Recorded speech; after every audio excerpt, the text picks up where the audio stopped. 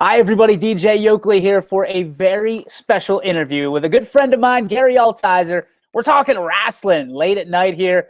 Gary, wrestling's not exactly my forte unless it's on the TNT or wherever that is nowadays. But talk to me about wrestling in this area. It's gotten kind of hot lately, and there's a lot of talent to go around, especially in your hometown of Wellsville.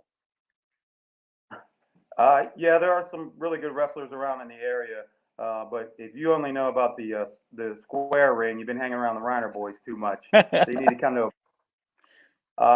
Yeah, there are a lot of good wrestlers. I mean, Beaver Local's got several kids who could be state champs this year. East Liverpool's got a few. We've got 4 state-ranked wrestlers ourselves. I mean, Canfield, Austintown, Fitch, all those kind of teams up north.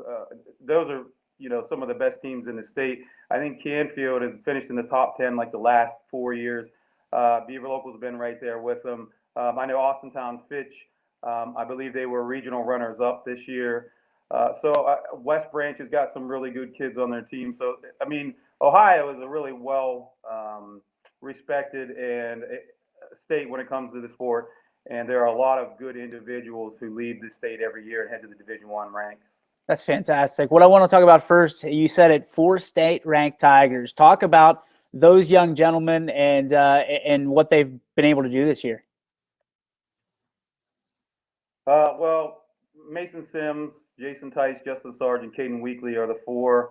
They're the 4 wrestlers on our team that are kind of they're the leaders, along with Briar Cunningham. He's a senior captain on our team.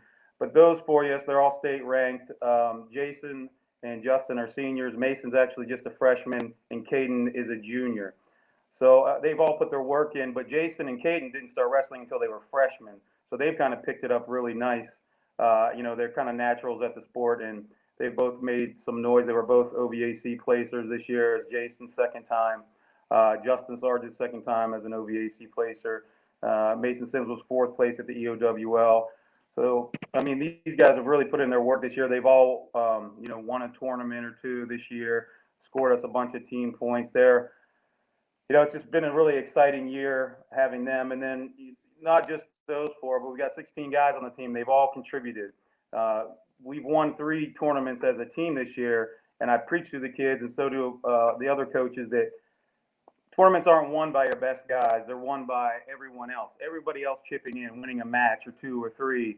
That's what really builds the team points. That was our goal coming into this year. The goal was to win 1 tournament this year, and things went much, much better than we hoped. And that's always good for a coach, is to have, modest goals and to be able to, or even lofty goals in some cases, and be able to take it to the next level and have the kids do the work. Talk about, you guys have had 3 team tournament victories this year. I know that's very special and very close to your heart. Talk to me about, the feeling going into those tournaments and obviously on the bus ride home.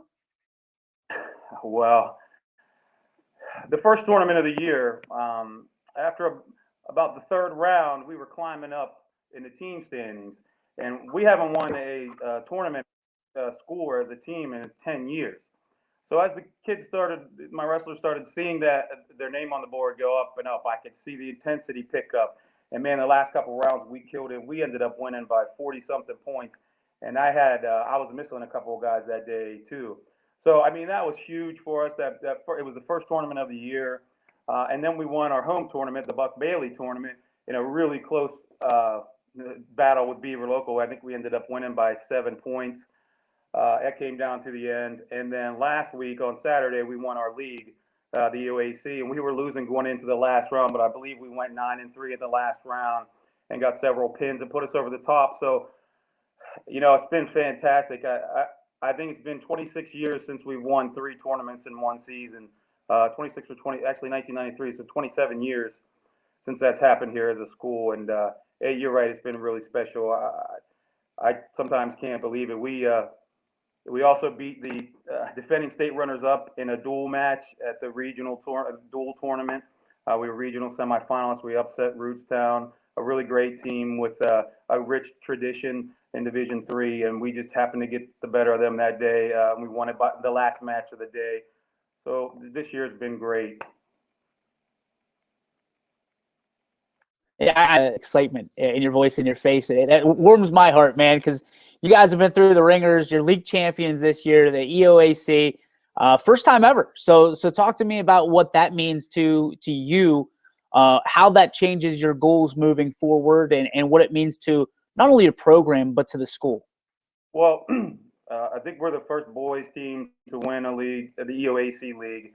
So far, our volleyball team's won it the last couple of years, as you well know. But other than that, we're the first ones to win it.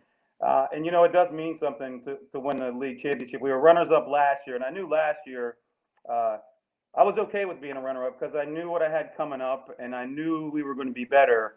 But I knew it would be close. And again, it came down to the end, and we picked it up when we needed to. We've won duels, we've won tournaments. When we had to step up, we've stepped up. And that's really the best feeling for any coach, in my opinion, when your kids step up, when you actually need them to, for their teammates and for their coaches and for their parents and fans. That's, even beyond winning the tournament and winning the league, it was the fact that we stepped it up. GA, it has been a long time coming. I mean, when you look at this, being able to earn your stripes from a Tigers perspective, I mean, talk about where this program has come from and where it sits right now as you guys move forward. Well, I took the job 4 years ago, and when I interviewed for the job, I was running for the Board of Education, and I told them in the interview, hey, you have a younger guy applying for the job, give it to him. And they did, and I said I'd help him out anyway, and then he ended up not being able to take the job. So I got a call the day before the season started and said the job's mine. And when I took the job over, I think I had 11 kids on the team, and 10 of them had never wrestled before. So and there was only one junior high kid. So I really literally started from scratch, from like basically a new program. And that first year was tough. You got a schedule that had a kid who went to the state finals the year before, and taking over that schedule with a brand new team with a bunch of first-year kids. This is not a sport that you can throw in just bunch of athletic kids and go 500. It doesn't work like that. It takes 2 to 3 years minimum just to even really know what the sport is about and to be able to get on the mat and know what you're doing. So we really took our lumps. I mean, really took them the first few years. But I had this year circled, and I knew if I was patient and I focused on the right things that we could get at least back to respectable. So that's made this year even sweeter. I mean, you've, among all people, anybody that knows you understands that you live and breathe and eat orange and black every time you do anything. You're the biggest advocate for Wellsville that I know. What does it mean to you personally to be able to be atop the crowd in the league and take this program from where it was to where it is now? Well, I mean, it's just, I wouldn't have cared. When I say I wouldn't have cared, I wouldn't have cared if we didn't improve, because I love the coaching so much. But I'd be a liar if I said this doesn't feel amazing. We're not going to be state champs or anything like that. But just from where we came from, and the community here has been so great. Every time I go somewhere, I got somebody congratulating us and telling us that we did a great job. And it's just nice to see the wrestling program back up and respectable. And we battle with, we have a great basketball program. So we have 55 kids per grade. Half of them are boys. We got a great basketball program, where a lot of kids go out for. We had a very successful bowling program that's come out of nowhere. Yep. Their record the last years is something ridiculous, like 70-12 or something like asinine like that. So I've got 2 other programs that, are in the same season. So for us to be able to, have the same kind of success as the bowling and basketball teams, it's just, it's been great because it's been great for our kids. And that's what it's all about for you, is the kids, right? I mean, that's all you ever talk about, is it's all for the kids, and you're showing them the way, man. So let's talk about, you've done pretty much everything and then some up to this point. Let's talk about postseason expectations for you. Well, I hate to say we have any expectations, but at the same time, I do expect, of our guys. Now, we have a really, really hard sectional in district, probably the hardest in our division. But I still expect at least anywhere from 4 to 7 or 8 guys to be district qualifiers. It's just going to, depend on who shows up that day. And from there, I don't know. We'll see what happens. We have 4 guys who I believe could get to the state tournament, but you have to earn your way there. So my expectations are that we're going to come, we're going to wrestle our butts off, and we're going to leave it all on the mat. Other than that, I'm just going to sit back and hope for the best.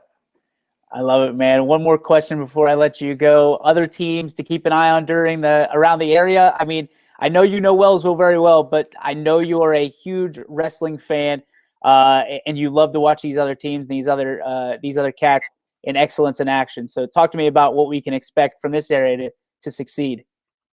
As far as, wrestling has 3 divisions, Division 1, 2, and 3, 1 being the biggest. As far as Division 3 goes, South Range has got an amazing team. They've got they're one of those rare wrestling teams that doesn't have a hole.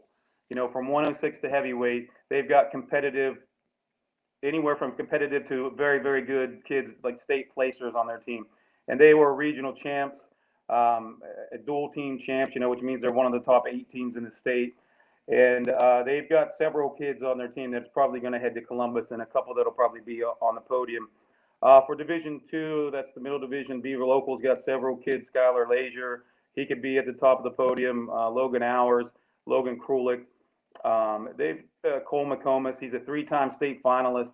They've got a lot of exciting kids on their team. They could really do some damage in Columbus. And then again, the Division 1. There's only a couple Division 1 teams locally here. I believe Boardman, Ashtabula Lakeside, and Austintown Fitch are the only 3 Division 1s, and they all 3 of them have standouts on their team. So when you go to, if anybody's ever been to the state tournament in Columbus, you have no shortage of local kids to root for there. So I've been there every year. I root for all the local kids, and I really expect this year to really see. I would be shocked if there aren't at least a half dozen or so placers in the immediate area, if not a couple dozen. Gary Althiser, we thank you so much. Such a supporter of YSN. We'll be sharing and copying and pasting all your stuff from down in Columbus. So thanks for your coverage. Thanks for your commitment to Wellsville. And thanks for your commitment to YSN, brother. Be well. Thanks, DJ. And thanks for everything you do at YSN, man. It's not easy to get coverage down here, so we appreciate everything you do. And I have to say one more thing. I literally would not be talking to you about this good season this year without my assistant coaches from the elementary on up. My second year that I coached, I basically coached the whole season by myself. I had 2 assistants who just couldn't be there because of work and family life. And now I've got 7 assistants on the team. And from the elementary on up, it's been a group effort with the coaches, with the parents, with the volunteers. I really, really have to give credit to everybody. It's been a team effort, and we're hoping to stay here. So I couldn't go without at least mentioning them. That's awesome, man. Love hearing you share the wealth with the people who deserve it the most, the assistant coaches, the guys that put in all the time. Not to say that the head coaches don't. Wink, wink, nudge, nudge. But those assistant coaches need that love because they're not in the spotlight. Gary Althiser, Wellsville, thank you very much, sir. Be well. Thanks, DJ. Have a good night, buddy.